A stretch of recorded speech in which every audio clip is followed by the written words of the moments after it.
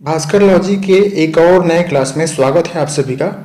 आज का हमारा टॉपिक है भारतीय संविधान में भारत का प्रधानमंत्री। भारत के प्रधानमंत्री के संदर्भ में निम्नलिखित कथनों पर विचार करें। पहला कथन दिया हुआ है, भारत का प्रधानमंत्री राष्ट्रपति के द्वारा नियुक्त होता है। देखिए, एक बार पीएससी में प्रश्न आ चुका है कि भारत का जो प्रधानमंत्री है वह मनोनीत होता है, निर्वाचित होता है या नियुक्त होता है। तो इसका उत्तर आपको समझना है कि भारत का जो प्रधानमंत्री है वह नियुक्त होता है, न कि मनोनीत या निर्वाचित। पहला कथन का जो पहला भाग है वह सही लग रहा है। दूसरे भाग में कह रहा है कि नियुक्ति के समय उसे संसद का सदस्य होना अनिवार्य होता है। देखिए, नियुक्ति के समय प्रधानमंत्री को संसद के सदस्य के रूप में होना अनिवार्य नहीं है। नियुक्ति के तिथि से 6 महीने के अंदर किसी भी एक सदन का सदस्य होना अनिवार्य है, और यदि निर्वाचित होकर लोकसभा या राज्यसभा का सदस्य है तो निश्चित तौर पर वह प्रधानमंत्री के रूप में नियुक्त हो सकते हैं। दूसरा कथन दिया हुआ है, इसका मतलब यह है कि पहला कथन का पहला भाग जो है वह सही है, लेकिन दूसरा भाग गलत है, इसलिए पहला पूरा जो कथन है वह गलत हो जाएगा। दूसरा कथन दिया हुआ है, संसद के बहुमत दल के निर्वाचित नेता को प्रधानमंत्री नियुक्त किया जाता है। जैसे कि मैंने पहले एक्सप्लेन किया कि जरूरी नहीं है कि जो प्रधानमंत्री नियुक्त हो रहा है वह निर्वाचित हो। निर्वाचित होने के लिए उसे 6 महीने का वक्त दिया जाता है। तो सदन के बहुमत दल के निर्वाचित नेता को प्रधानमंत्री नियुक्त किया जाना जरूरी है, ऐसा कथन कहना गलत होगा। यदि यहाँ पर सिर्फ ये कहा जाता कि सदन के बहुमत दल के नेता को प्रधानमंत्री नियुक्त किया जा सकता है तो कथन सही होता। इसका मतलब यह है कि जो दूसरे नंबर का कथन है वह आंशिक रूप से सही है, इसका मतलब यह गलत होगा। तीसरा कथन है, प्रधानमंत्री वास्तविक कार्यकारी होता है और राष्ट्र प्रमुख होता है। देखिए, ये भी दो भाग में है। पहला भाग कह रहा है कि प्रधानमंत्री वास्तविक कार्यकारी होता है, ये सही है। वास्तविक कार्यकारी या शासन का प्रमुख जो होता है वह प्रधानमंत्री होता है, परंतु राष्ट्र का जो प्रमुख होता है वह राष्ट्रपति होता है। इसलिए ये तीसरा कथन पूरी तरह से गलत हो जाएगा, क्योंकि इस आंशिक रूप से संसद के प्रति जिम्मेदार होते हैं।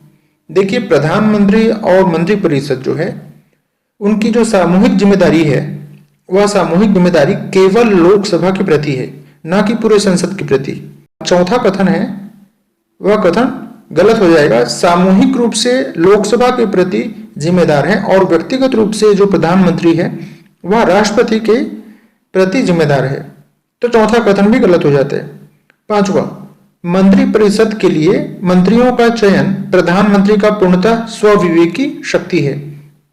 बिल्कुल सही कथन है ये, क्योंकि प्रधानमंत्री जो है मंत्री ही बनाने के लिए और उसी की सिफारिश राष्ट्रपति से करता है, जिससे कि किसी भी मंत्रालय का मंत्री के रूप में राष्ट्रपति के द्वारा उसे शपथ दिलाया जाता है। प्रधानमंत्री के त्यागपत्र देने पर पूरा मंत्रिपरिषद स्वतः भंग हो जाता है। छठवां कथन में दिया गया है कि प्रधानमंत्री यदि त्यागपत्र देता है तो पूरा मंत्रिपरिषद स्वतः भंग हो जाता है। कथन से यदि प्रधानमंत्री त्यागपत्र भी भंग हो जाएगा। प्रधानमंत्री के नियुक्ति के संदर्भ में संविधान में स्पष्ट उल्लेख है। सातवां कथन कह रहा है कि प्रधानमंत्री की नियुक्ति के संदर्भ में संविधान में स्पष्ट उल्लेख है। संविधान के भाग 5 में आर्टिकल 74 में एक मंत्रिपरिषद की बात की गई है और आर्टिकल 75 में कहा गया है कि एक प्रधानमंत्री होगा, लेकिन प्रधानमंत्री का जो नियुक्ति है वह नियुक्ति किस प्रकार से होगा इसका स्पष्ट उल्लेख संविधान में नहीं है। इसका मतलब ये हुआ कि जो सातवां कथन है वह कथन गलत हो जाएगा। आठवां कथन दिया है, प्रधानमंत्री राज्यसभा में प्रस्तावित अविश्वास प्रस्ताव में स्वयं के पक्ष में वोट नहीं दे सकता।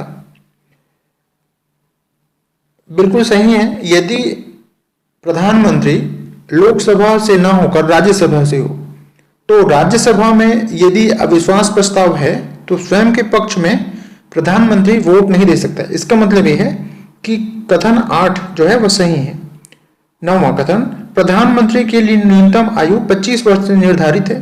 मैंने पहले ही बता रखा है कि लोकसभा में निर्वाचित होने के लिए जो योग्यता है वही प्रधानमंत्री के लिए योग्यता है।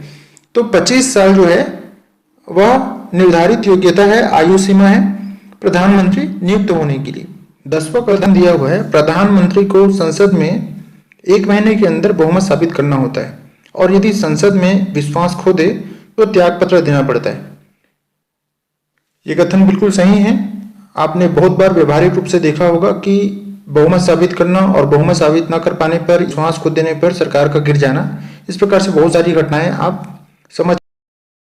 तो 10 कथन मैंने प्रधानमंत्री के संदर्भ में दिया हुआ है। इस 10 कथनों को मैंने स्पष्ट किया। मुझे लगता है आप किसी भी लेवल का एग्जाम दिला रहे हो, इन 10 कथनों के माध्यम से इस पार्ट से आने वाले सारे क्वेश्चन आप सॉल्व कर पाएंगे।